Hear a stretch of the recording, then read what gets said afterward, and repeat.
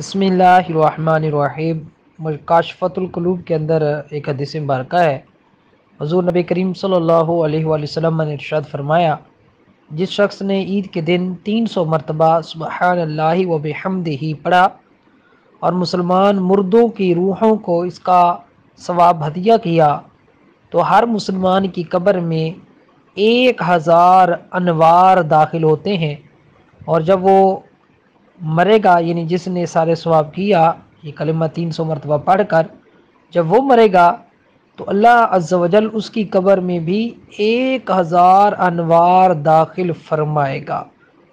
یہ مکاشفۃ القلوب کے صفحہ نمبر 642 پر یہ روایت موجود ہے۔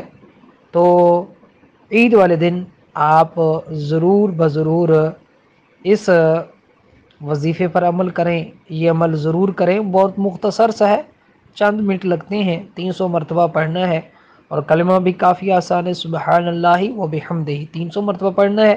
پڑھنے کے بعد دعا کرنے کہ یا اللہ، جو میں نے یہ کلمہ پڑھا ہے، کلمات 300 مرتبہ، اس کا ثواب میں تمام مسلمان مردوں کی روحوں کو پیش کرتا ہوں یا ایصال ثواب کرتا ہوں، تو انشاءاللہ عز و جل جتنے بھی مسلمان ہیں سب کی قبروں میں 1000 انوار داخل ہو جائیں گے، اور یہ پڑھنے والا جب مرے گا تو اس کی قبر میں بھی اللہ تعالیٰ 1000 انوار کو داخل فرمائے گا۔